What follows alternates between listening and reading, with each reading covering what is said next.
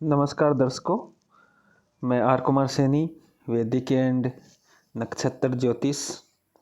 आज अपन इस कुंडली के अंदर चर्चा करेंगे वैवाहिक जीवन के अंदर हो रही देरी आदि के बारे में कि वैवाहिक जीवन के अंदर देरी है वो किस कारण होती है, वो कौन से जन्म कुंडली के अंदर योग होते हैं जो जातक या जातिका की कुंडली के अंदर विवाह होने में परेशानी उत्पन्न करते हैं।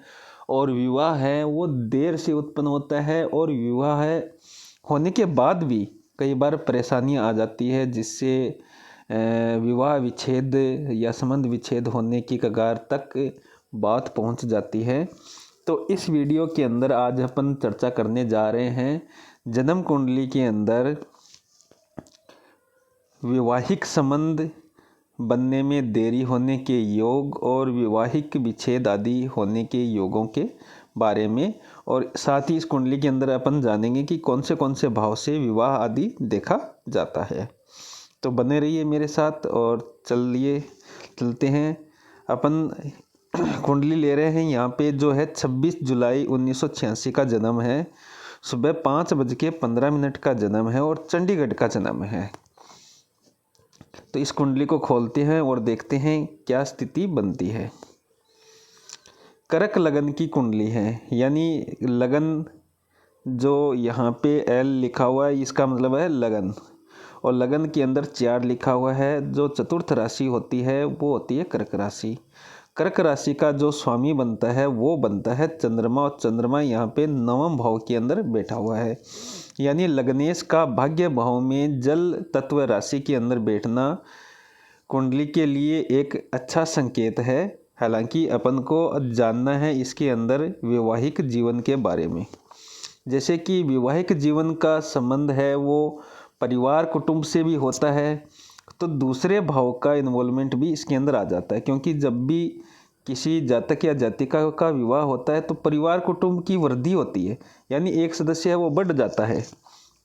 तो दूसरे भाव की गणना यहाँ पे निश्चित तौर पे की जाती है। फिर है सप्तम भाव। सप्तम भाव है वो पति या पत्नी का भाव होता है। खुद का भाव होता है वो लगन होता है, और जो अपोजिट अपने या अपने जीवन साथी होता है उसका जो भाव होता है वो जन्म कुंडली के अंदर वो होता है सप्तम भाव।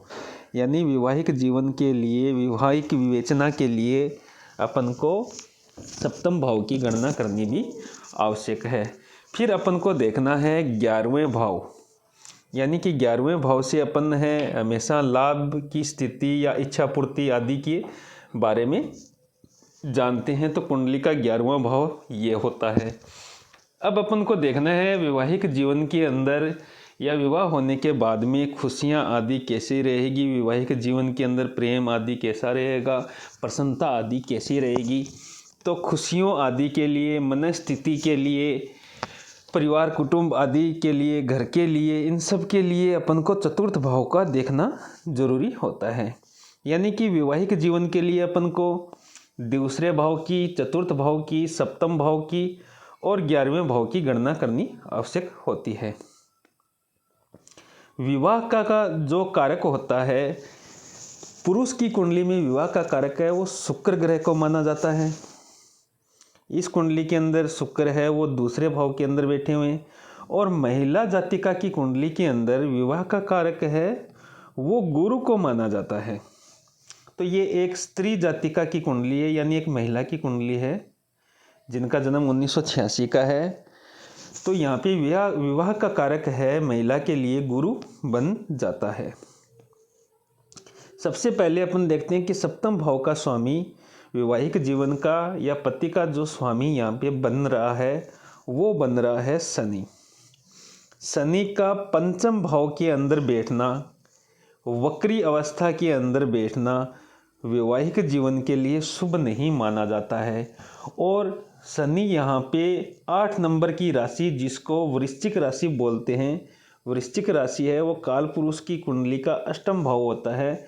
यानी वृश्चिक राशि के अंदर शनि का बैठना वैवाहिक जीवन के लिए शुभ संकेत नहीं दे रहा है। अब अपन को आगे इसके अंदर देखना है चतुर्थ भाव के अंदर कि चतुर्थ भाव की क्या स्थिति बन रही है। चतुर्थ भाव के अंदर जो घर परिवार खुशी आदि का स्थान होता है, चतुर्थ भाव के अंदर यहाँ पे केतु महाराज बैठे हुए हैं। तो केतु है वो चतुर्थ भाव के अंदर बैठना खुशियों आदि से अलगाव पैदा करता है, क्योंकि केतु का काम है अलगाव पैदा करना। तो यहाँ पे तुला राशि के अंदर चतुर्थ भाव में केतु बैठे हुए हैं, ये भी वैवाहिक जीवन के लिए शुभ संकेत नहीं है। तीसरी चीज, छठे भाव के अंदर मंगल का बैठना भी वैवाहिक जीवन के लिए खराबी उत्पन्न करने वाला होता है। यानी दशमेश का छठे भाव के अंदर बैठना कर्म आदि क्षेत्र के लिए तो अच्छा होता है, कर्म के अंदर ऊंचाइयां देता है, लेकिन वैवाहिक जीवन के लिए ये अच्छा नहीं माना जाता है। और लड़की की कुंडली के अंदर वैवाहिक जीवन के लिए जो गुरु ग्रह बैठा जाता है, माना जाता है कारक, गुरु विवाह का कारक माना जाता है, वो अष्टम भाव के अंदर बैठे हुए हैं। अष्टम भाव के अंदर कोई भी ग्रह अच्छा फल नहीं देता है, परेशानी उत्पन्न करने वाला होता है। तो यहाँ पे एक वैवाहिक जीवन के लिए जो स्थितियाँ हमको देखनी थी वो अभी तक विपरीत ही निकल के आ रही है। लगन के अंदर बुध और सूर्य की युति बनी हुई है। सूर्य यहाँ पे सिंह राशि के स्वामी होके लगन के अंदर बैठ रहे हैं और सूर्य की सप्तम दृष्टि है वो लगन के सप्तम भाव पे पड़ रही है। सूर्य एक क्रूर ग्रह, अहंकारवादी ग्रह होता है और अहम भावना ज़्यादा होती है। इसका सप्तम भाव को देखना वैवाहिक जीवन के लिए अच्छा नहीं माना जाता।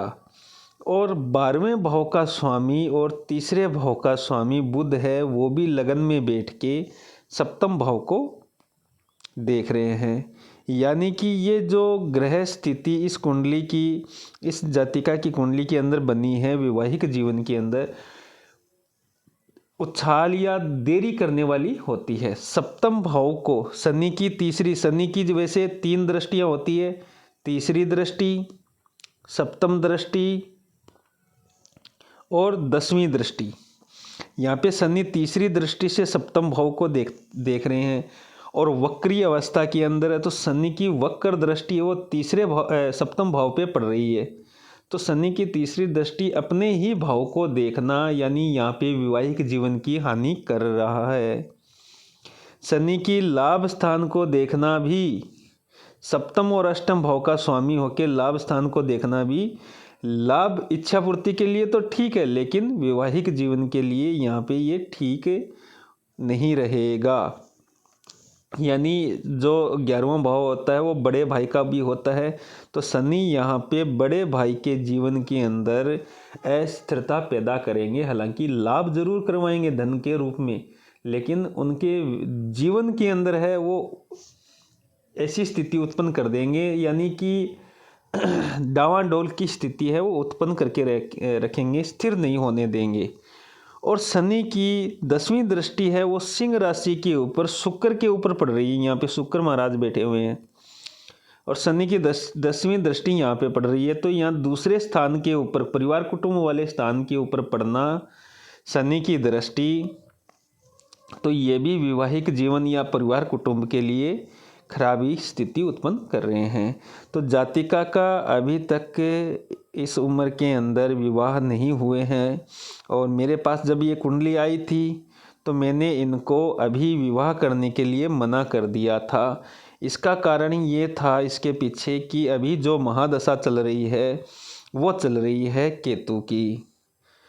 तो केतु इनके चतुर्थ भाव के अंदर बैठे हुए हैं, यानी जून 2022 तक केतु की इनकी महादशा चल रही है। तो इनको वैवाहिक जीवन की शुरुआत है वो जून 2022 तक नहीं करनी चाहिए, उसके बाद में ही इनको वैवाहिक जीवन के बारे में सोचना चाहिए। एक स्थिति ये है। फिर अपन देखते हैं इस कुंडली के अंदर की केतु है वो किसके नक्षत्र के अंदर बैठे हुए हैं।